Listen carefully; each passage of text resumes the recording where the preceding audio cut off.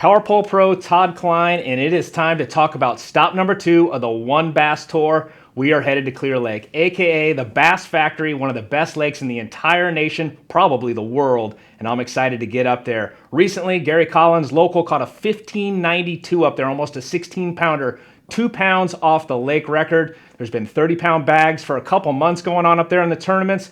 Last year, Austin Bonjour, around the same time when we were up there for this event, 27-pound average a day. It's going to be phenomenal, guys. As we look at the lake, let's check out the Power Pole Lake Breakdown. Power Pole.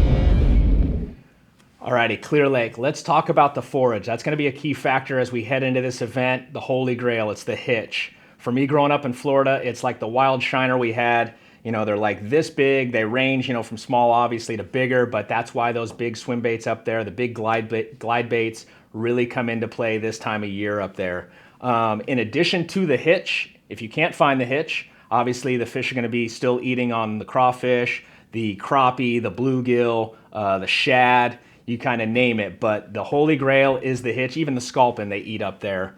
But that's really what you're looking for, is those hitch. If you see them swimming around, you know there's some big girls not far behind them. So keep an eye out for those. Let's dive into the lake.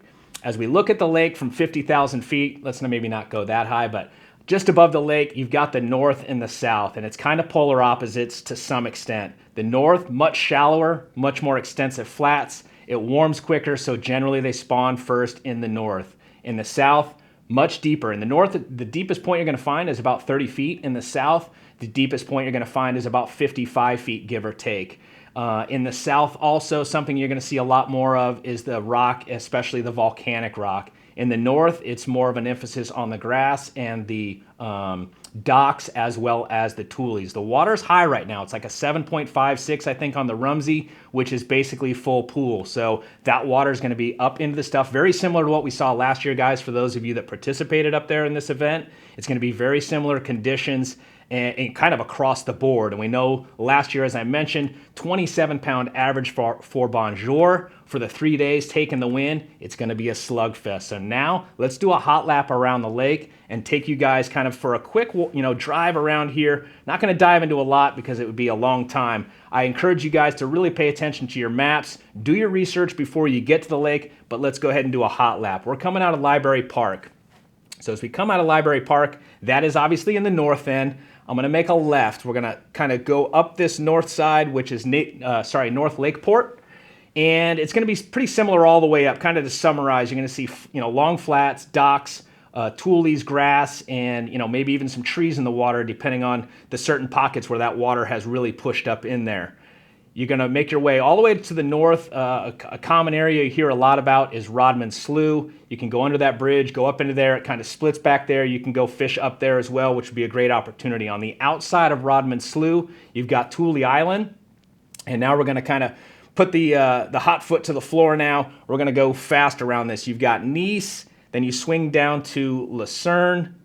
As you keep coming south, there's not a lot of rock, as I mentioned, in the north, but on that North Lakeport side, there's an area called Rocky Point. You'll see it on your maps, and there's also sneaky rock piles that you guys are going to have to find on your own. But there is another key area as you make your way before you get to the Narrows, and that is also indicated by a sign that says there's rock there if you guys are looking for rock there in the north. Keep coming. Now you're going to get to an area where the lake really narrows. It is called the Narrows, and for good reason, because basically it separates the north from the south. So now you're leaving the north, which, as I mentioned, was much shallower and a lot more open to the elements. So if we get a lot of wind, you're going to see the water go discolor up there much quicker than you will in the south, because the south is much deeper as a whole. So, even though I mentioned it was only about a 20-foot swing from the two, which is actually a lot, but the banks, for the most part, really fall off quicker. So if the wind is blowing, they might get a little bit of residual turn up on the banks, but overnight, if that wind lays down, it'll clean up, whereas in the north, it might stick around for a bit more. So keep that in mind as well.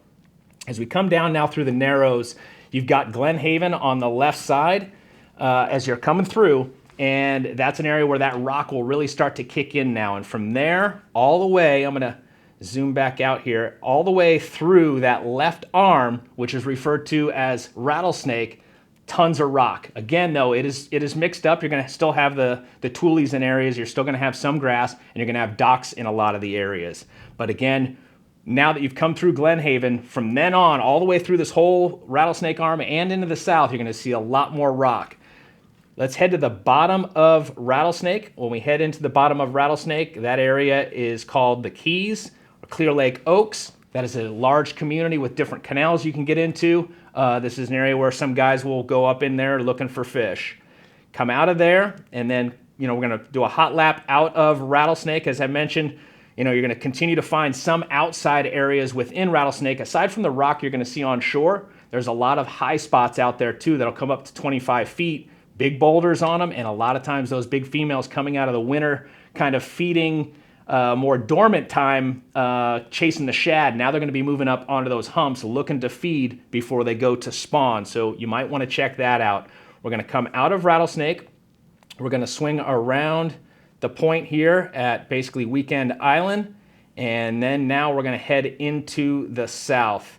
And all the way down at the bottom, it's an area called Redbud, and then at the very bottom of that is Bass Alley.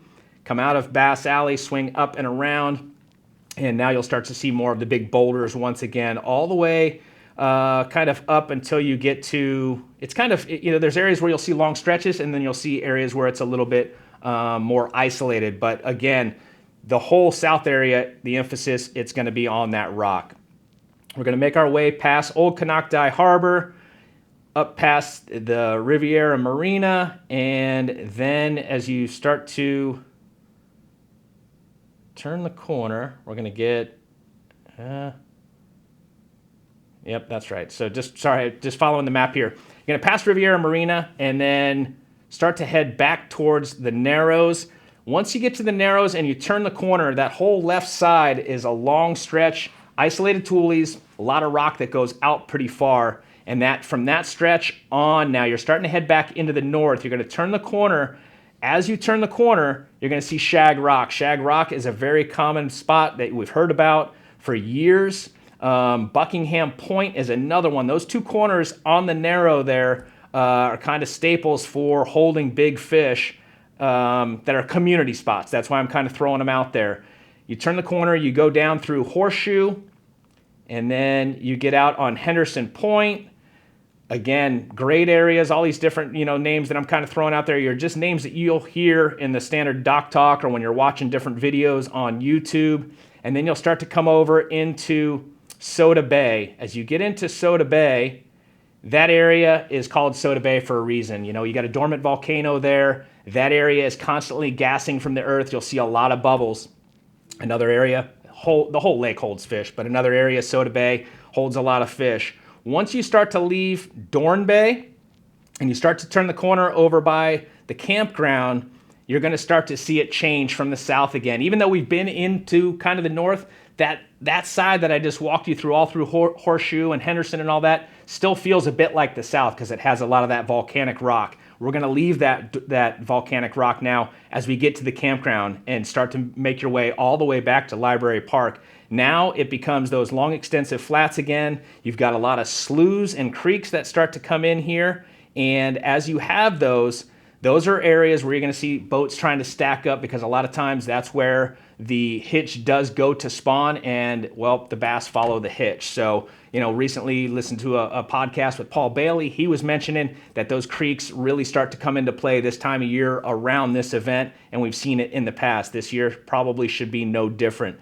And then you'll make your way past Canocti Vista Casino and make your way back to Liberty Park. So that's pretty much a hot lap on Clear Lake from the north to the south, giving you an overview of the different things that you'll see along the way. Again, guys, try and find the hitch. Try and find potentially those big girls that have moved up on beds. It's going to be like a diamond, or not a diamond in the rough. Well, I guess a diamond in the rough and a needle in the haystack, because those big ones, they're big for a reason. They're smart. Get signed up. This is going to be a slugfest, guys. We'll see you on the water.